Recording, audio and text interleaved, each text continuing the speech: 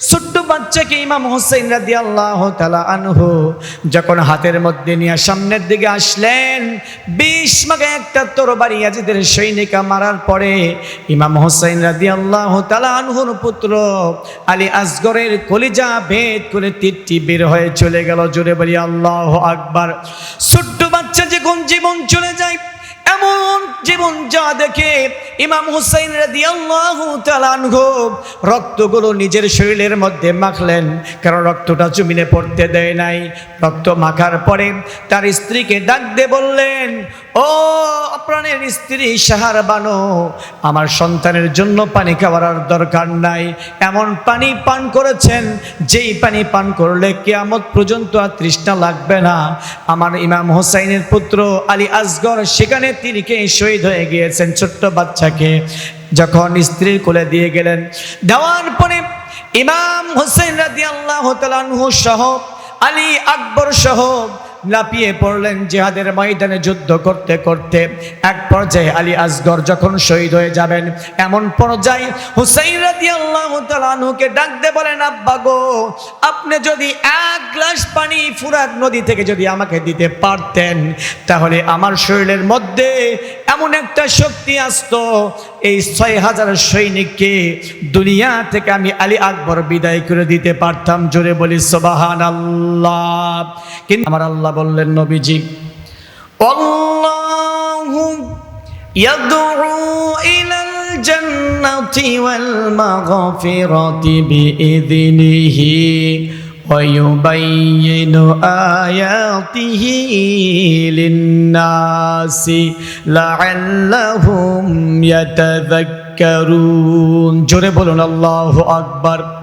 আল্লাহ রাব্বুল আমিন तमाम পৃথিবীর যিনি মালিক, যিনি খালিক, যিনি স্রষ্টা, যিনি প্রভুকর্তা, সে আল্লাহ রাব্বুল আমিন तमाम পৃথিবীর সমস্ত মানুষগুলোকে একটা ডাক দিয়ে বললেন, নবীজি, এই মানুষগুলোকে ডাক দাও। এই মানুষগুলোর জন্য আমি আল্লাহ রাব্বুল আমিন আল্লাহু ইয়াদউ ইলাল জান্নাতি ওয়াল মাগফিরাতি বিইذনিহি, আমি আল্লাহ রাব্বুল আমিন এই মানুষগুলোর জন্য আমি আল্লাহ রাব্বুল আমিন আমার জান্নাতগুলোকে আমি আল্লাহ তৈরি করেছি। জোরে বলি সুবহানাল্লাহ। এই জান্নাতের দিকে আমার আল্লাহ ডাক দিয়েছেন, জীবনের গুনাহ মাফ করে দিবেন, আবার জান্নাতে যাওয়ার জন্য আমার আল্লাহ পারমিশন দিয়ে দিবেন। কিন্তু আল্লাহর পথে আমাদেরকে চলতে হবে, কোরআনুল কারীমের পথে চলতে হবে। কোরআনুল কারীম যেই অনুযায়ী মানুষের জীবনখানা চলার জন্য বলেছেন সেইভাবে চালাতে হবে। আমার আল্লাহ রাব্বুল আমিন বললেন, নবীজি, ইন্নাদ-দীনা ইনদাল্লাহিল ইসলাম, পরিপূর্ণ জীবন বিধানের নাম হলো ইসলাম। ইসলাম যদি কোনো মানুষ মেনে নেয়, তাহলে জীবনের মধ্যে শান্তি, জীবনের গ্যারান্টি, জীবনের নিরাপত্তা, আখিরাতে মুক্তির যিনি ব্যবস্থা করে দিবেন তিনি কে? আল্লাহ দিয়ে দিবেন। কিন্তু আজকের মাহফিলটা হলো আশুরা, 10 মুহররম উপলক্ষে আজকের এই মাহফিল। 10 মুহররমের অনেক ঘটনা রয়েছে, সেই দিকে একটু আপনাদের সামনে একটু কথাবার্তা বলে নেই। এই 10 মুহররম আজকে যেটা আশুরার দিন উপলক্ষে আমরা মাহফিল করে থাকি, এই দিনের অনেক মর্যাদা রয়েছে, ওই দিনের অনেক ঘটনা রয়েছে। সেই দিকে যদি চলে যাই সময় চলে যাবে। একটি কথা না বললে নয়, বিশ্ব নবীর নাতি হুসাইন রাদিয়াল্লাহু তাআলা আনহু কারবালার প্রান্তরে যে মর্মান্তিক শহীদ হয়েছেন, যেই ঘটনা আমরা জানি, বিশ্বনবী জনাবে মুহাম্মদুর রাসূলুল্লাহ সাল্লাল্লাহু আলাইহি সাল্লাতু ওয়াসসালামের নাতি হযরত হুসাইন রাদিয়াল্লাহু তাআলা আনহু মদিনায় রয়েছেন। এমন সময় মুআবিয়ার পুত্র হলো ইয়াজিদ। কার পুত্র? মুআবিয়ার পুত্র ইয়াজিদ। যখন মুআবিয়া রাদিয়াল্লাহু তাআলা আনহু ইন্তিকাল করলেন, ইন্তিকাল করার পরে ইয়াজিদ যখন ক্ষমতা দখল করে নেয়, কেমন করে নিয়েছেন? সিরিয়ার মধ্যে দামেস্কে ইয়াজিদ ক্ষমতা দখল করেছে। তিনি অন্যায়ভাবে গণতান্ত্রিকভাবে তিনি অন্যায়ভাবে তিনি ক্ষমতা দখল করেছেন। ক্ষমতা দখল করার পরে রাষ্ট্রের কোনো নিয়মতান্ত্রিক কোনো হুকুম মানে নাই। তিনি দখল করার পরে কোনো রাষ্ট্রের কোনো মালের কোনো হিসাব দেয় নাই। এক পর্যায়ে এই জিনিসটাকে হুসাইন রাদিয়াল্লাহু তাআলা আনহুর নিকটে 1 নয় 2 নয় 3 নয় 4 নয় 300টি চিঠি দিয়েছেন হুসাইন রাদিয়াল্লাহু তাআলা আনহুর নিকটে। ইমাম হুসাইন রাদিয়াল্লাহু তাআলা আনহু এই চিঠি পেয়ে তিনি চিন্তা করলেন যে আমি কুফায় যাব। মদিনার মধ্যে যখন কুফা থেকে যখন চিঠি আসতে লাগলেন, সেই সময় তো কম্পিউটার ছিল না, সেই সময় এইরকমভাবে ফোনের মাধ্যমে SMS দেওয়ার মতো কোনো ব্যবস্থা ছিল না। সেই সময় হুসাইন রাদিয়াল্লাহু তাআলা আনহু এই জিনিসটাকে বোঝানোর জন্য আসলেই মুসলমানরা কুফাতে আসলেই তিনি হুসাইন রাদিয়াল্লাহু তাআলা আনহুকে আসলেই চাই নাকি এই জিনিসটি বোঝানোর জন্য সেই সময় মুসলমানদের পক্ষ থেকে হুসাইনের পক্ষ থেকে সেই সময় হযরত হুসাইন রাদিয়াল্লাহু তাআলা আনহুর একটা চাচাতো ভাইকে মুসলিম বিন আকিলকে সেখানে এই সংবাদটা নেওয়ার জন্য হুসাইন রাদিয়াল্লাহু তাআলা আনহু কুফার মধ্যে পাঠিয়ে দেন। জোরে বলি আল্লাহু আকবার। কুফার মধ্যে যখন মুসলিম বিন আকিল যখন গেলেন, লম্বা ঘটনা সেই দিকে যাব না, যাওয়ার পরে মুসলিম বিন আকিল দেখলেন আসলে সেই সময় কিন্তু এই ইয়াজিদের সেই সময় কুফার মধ্যে ক্ষমতাটা বেশ ভালোভাবে জবরদস্তভাবে তিনি বিস্তার করেছেন। মুসলিম বিন আকিল দেখলেন কিছু কিছু মানুষ হুসাইন রাদিয়াল্লাহু তাআলা আনহুর জন্য অপেক্ষা করতেছেন, কিন্তু ইয়াজিদের সৈনিকেরা এমনভাবে চতুর্দিকে যেই রকম 2024 সালে যেই রকমভাবে অন্যায় করা হয়েছে একই কায়দায় সেই রকমভাবে সেটা করা হতো। জোর জবরদস্ত করে অন্যায়ভাবে তিনি সবগুলোকে ইয়াজিদের সৈনিকেরা সবগুলো গ্রহণ করে নিয়েছিলেন। সমস্ত জায়গার মধ্যে সমস্ত কিছু তার নিজ দখলে নিয়েছিলেন। ইমাম হুসাইন রাদিয়াল্লাহু তাআলা আনহুকে আবার মুসলিম বিন আকিল চিঠি দিবেন, চিঠি দিয়ে বললেন তুমি ইমাম হুসাইনের কাছে আবার একটা চিঠি দিলেন, আপনি এখানে আসবেন না কারণ এখানকার পরিস্থিতি ভালো না। কিন্তু যতক্ষণ তিনি চিঠি লিখছেন, চিঠিটি মদিনায় পুছতে বিশ্বনবীর নাতি হুসাইন রাদিয়াল্লাহু তাআলা আনহু ততক্ষণ তিনি মদিনা ত্যাগ করে চলে গিয়েছেন। মদিনা থেকে যখন যাবেন এই মুহূর্তে মদিনার মানুষেরা বিশ্বনবীর নাতিকে ডাক দিয়ে বললেন হুসাইন রাদিয়াল্লাহু তাআলা আনহু আপনি সেখানে যান না, কারণ সেখানে এইভাবে কুফার মধ্যে আপনার বাবাকেও নিয়ে গিয়ে তারা শহীদ করে দিয়েছেন, আপনাকেও শহীদ করার পরিকল্পনা করতে পারে, এইরকম চিন্তা আমাদের ভয় হয়, আপনি সেখানে যাবেন না। কিন্তু বিশ্বনবীর নাতি তিনি এমন একজন নাতিব শেনে খোদা হযরত আলী রাদিয়াল্লাহু তাআলা আনহুর পুত্র মা ফাতেমাতুজ জোহরা রাদিয়াল্লাহু তাআলা আনহার পুত্র, এই জন্য তার কলিজার মধ্যে কোনো ভয় নাই। তিনি বললেন আমি যাব, সেখানে দেখব তারা যদি অন্যায়ভাবে যদি কিছু করতে চায় আমি তার সাথে ইয়াজিদের সাথে কথাবার্তা বলে আমি আবার রিটার্ন হব। জোরে বলি আল্লাহু আকবার। কিন্তু যাওয়ার পরে কি ঘটল? যাওয়ার পরে বিশ্বনবী যখন ফুরাত নদীর তীরে যখন গিয়েছেন, কুফাতে যেতে পারেন নাই তার পূর্ব মুহূর্তেই, সেখানে যাওয়ার পরে সেই কুফাতে যাওয়ার পরে কুফার যিনি গভর্নর ছিলেন তার নাম ছিলেন উবাইদুল্লাহ ইবনে জিয়াদ। কি নাম? উবাইদুল্লাহ ইবনে জিয়াদ। তিনি বিশ্বনবীর নাতিকে সেখানে আটক করলেন, সেখানে বললেন আপনাকে যেতে দেওয়া যাবে না, আপনাকে যেতে দেওয়া যাবে, শর্ত হলো আপনি ইয়াজিদের অনুগত করতে হবে, ইয়াজিদের সব বিষয়গুলো যদি তুমি মেনে নাও প্রবেশ করানো যেতে পারে, না হলে দেওয়া যাবে না। ইমাম হুসাইন রাদিয়াল্লাহু তাআলা আনহু সেখানে গিয়েছেন। 72 জন ছেলে এবং মেয়ে মিলে 72 জন, 40 জন ছেলে পুরুষ মানুষ আর 32 জন হলো নারী এবং শিশু। কয়জন? 72 জন মানুষ নিয়ে তিনি গিয়েছেন। হুসাইন রাদিয়াল্লাহু তাআলা আনহু কিন্তু যুদ্ধ করার জন্য যান নাই, কারণ জিহাদের ময়দানে যখন যাবেন শিশু এবং নারীকে নিয়ে জিহাদের ময়দানে কখনো যায় না। কথা বলেন ঠিক কিনা? তিনি গিয়েছেন তাদের সঙ্গে কথা বলার জন্য, ইয়াজিদের সঙ্গে কথা বলার জন্য। তিনি যখন গেলেন, যাওয়ার পরে তিনাকে যখন ধরা হলো, তিনাকে বলা হলো তোমাকে ইয়াজিদের কাছে যেতে দেওয়া যাবে না, যেতে পারে তুমি যদি ইয়াজিদের অনুগত করো তাহলে তোমাকে দিতে পারি, না হলে তোমাকে যেতে দেওয়া যাবে না। ইমাম হুসাইন রাদিয়াল্লাহু তাআলা আনহু বললেন, না না, আমি তো এইরকম ভাবে ইয়াজিদের অনুগত্য করতে পারি না। কারণটা হলো, যদি ইসলাম অনুযায়ী যেই রকম খেলাফত অনুযায়ী যেই রকম ভাবে খেলাফতের দায়িত্ব দেওয়া হয়, সেই রকম ভাবে যদি ইয়াজিদকে সবাই মেনে নেয় তাহলে মেনে নিব, যেহেতু সকল মানুষ মেনে নেয় নাই, আমিও মেনে নিব না। এইরকম ভাবে হযরত হুসাইন রাদিয়াল্লাহু তাআলা আনহুকে ফুরাত নদীর তীরে ৭২ জন সফর সঙ্গী সহ যখন গ্রেপ্তার করা হলো, ইমাম হুসাইন রাদিয়াল্লাহু তাআলা আনহু তিনি বললেন, আমাকে এখানে আটকে রেখেছ, তোমার কাছে আমার ৩টি দাবি। কয়টি দাবি? ৩টি দাবি তিনি পেশ করলেন। ১ নাম্বার দাবি পেশ করলেন, তুমি আমাকে হয় ইয়াজিদের কাছে যেতে দাও, না হলে আমাকে মদিনা যাওয়ার জন্য তোমরা পরিবেশ করে দাও। আর ৩য় নাম্বার বললেন, না হয় এমন একটি রাষ্ট্রে যাওয়ার জন্য আমাকে যেতে দাও, আমি এমন একটি মুসলিম রাষ্ট্রে যাব, তারপরও আমি ইয়াজিদের কাছে মাথা নত করব না। জোরে বলি আল্লাহু আকবার। কিন্তু কোনো কথা শোনা হলো না। বিশ্ব নবীর নাতিকে সেখানে গ্রেপ্তার করা হলো। এক পর্যায়ে গভীর রাত, ইমাম হুসাইন রাদিয়াল্লাহু তাআলা আনহু তিনি রাত্রিতে রয়েছেন, ফজরের নামাজ পড়লেন। পরের দিন ফজরের নামাজ পড়লেন 10 মুহররম। ফজরের নামাজ যখন পড়লেন, ইমাম হুসাইন রাদিয়াল্লাহু তাআলা আনহু নিজেই ইমামতি করলেন। কোন কোন বর্ণনাকারী বলেছেন, ইয়াজিদের সৈনিকেরা ফজরের নামাজ বিশ্বনবীর নাতি ইমাম হুসাইনের ইমামতির নেতৃত্বে, ইমামতির পিছনে ইমাম নিজেই হয়েছেন হুসাইন রাদিয়াল্লাহু তাআলা আনহু, তার পিছনে ইয়াজিদের সৈনিকেরা নামাজ পড়েছেন।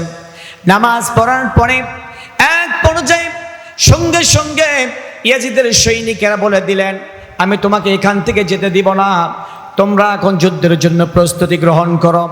ইমাম হুসাইন রাদিয়াল্লাহু তাআলা আনহু বললেন, না না, যুদ্ধ করার জন্য আমি আসি নাই, আমি এসেছি ইয়াজিদের সঙ্গে কথা বলবো, তোমরা আমাকে যেতে দাও। যেতে দেওয়া হলো না।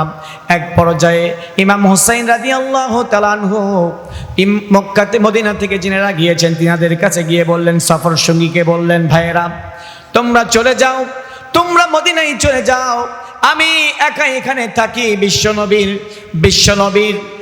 বিশ্বনবীর নাতি হুসাইন রাদিয়াল্লাহু তাআলা আনহু যখন বললেন, ইমাম হুসাইন রাদিয়াল্লাহু তাআলা আনহু সমস্ত এই ৭২ জন সফর সঙ্গী তারা বললেন, না না, আপনাকে ছেড়ে আমরা যাব না, যদি জীবন দিতে হয়, শহীদ হতে হয়, আমরা সকলেই আপনার সঙ্গে জীবন দিয়ে দিব, তারপরও আমরা এখান থেকে এক পা পিছনে হেঁটব না। জোরে বলি আল্লাহু আকবার।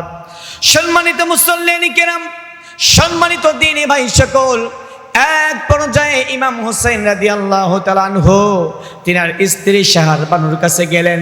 শাহর বানুর কাছে গিয়ে ডাক দিয়ে বললেন, ও শাহর বানু, আমার 2টি সন্তান, একটি সন্তানের নাম হলো আলী আসগর, আর একটি সন্তানের নাম হলো আলী আকবর। আলী আকবর হলো বড় সন্তান, তিনি যুদ্ধ করতে পারবেন, এইরকম ক্ষমতা রাখেন, কিন্তু ছোট্ট একটা সোনার চাঁদ ফুটফুটে সন্তান, 3 দিন পর্যন্ত ছোট্ট বাচ্চার মুখে পানি নাই, খাবার নাই।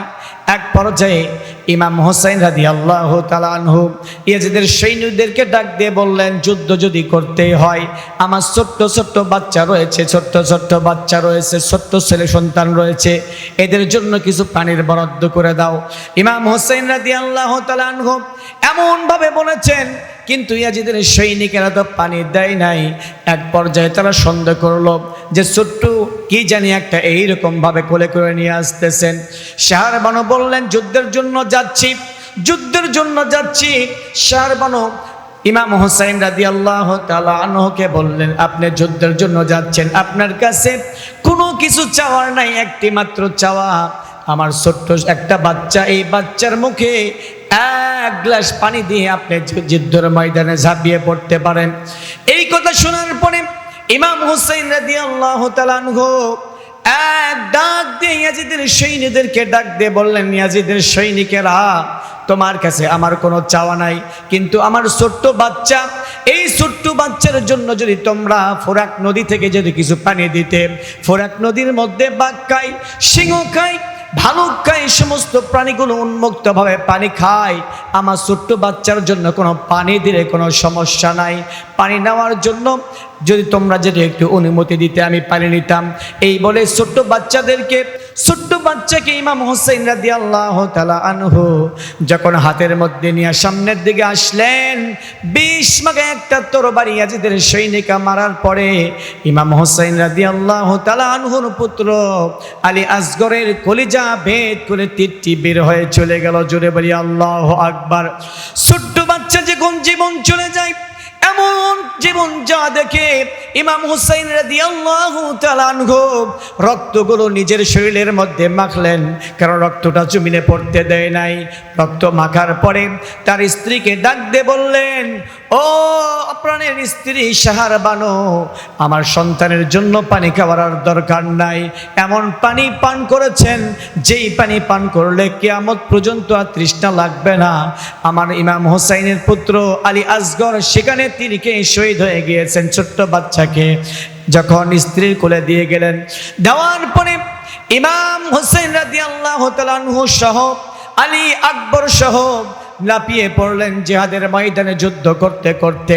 এক পর্যায়ে আলী আসগর যখন শহীদ হয়ে যাবেন, এমন পর্যায়ে হুসাইন রাদিয়াল্লাহু তাআলা আনহুকে ডাক দিয়ে বলেন, আব্বা গো, আপনি যদি এক গ্লাস পানি ফুরাত নদী থেকে যদি আমাকে দিতে পারতেন, তাহলে আমার শরীরের মধ্যে এমন একটা শক্তি আসতো, এই 6000 সৈনিককে দুনিয়া থেকে আমি আলী আকবর বিদায় করে দিতে পারতাম। জোরে বলি সুবহানাল্লাহ।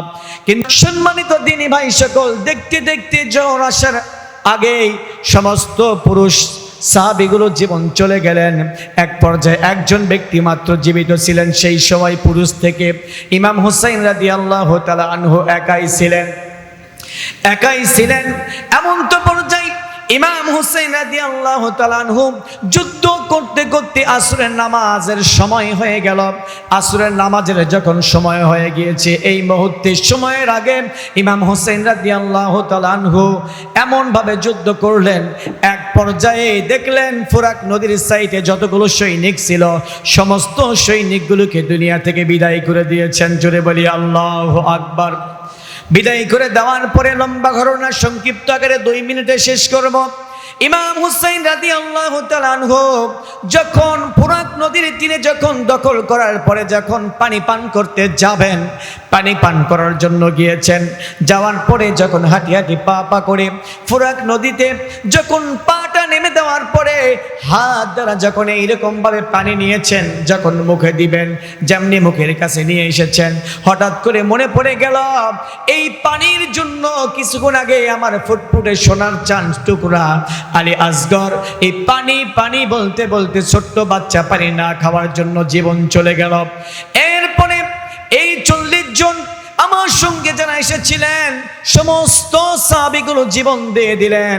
এরপরে সমস্ত নরনারীগুলো জীবন দিয়ে দিলেন, আমি এই পানি আর পান করব না। এই বলে যখন তৃষ্ণার্ত শরীর নিয়ে যখন উপরে আসলেন, আসার পরে ইয়াজিদের সৈনিকেরা চতুর্দিক দিয়ে ইমাম হুসাইন রাদিয়াল্লাহু তাআলা আনহুকে ঘিরে ফেললেন। ঘিরে ফেলার পরে ইয়াজিদের সৈনিকেরা যখন ঘিরে ফেললেন, এক পর্যায়ে আব্দুল্লাহ ইবনে জিয়াদ ইমাম হুসাইন রাদিয়াল্লাহু তাআলা আনহুর কাছে চলে গেলেন। যাওয়ার পরে চতুর্দিক দিয়ে যখন ঘিরে ফেলেছেন তাকে শহীদ করার জন্য, কিন্তু কে শহীদ করবে? কারণ মনের মধ্যে চাই না আমি বিশ্ব নবীর নাতি ইমাম হুসাইন রাদিয়াল্লাহু তাআলা আনহুর শরীরের মধ্যে আঘাত করি।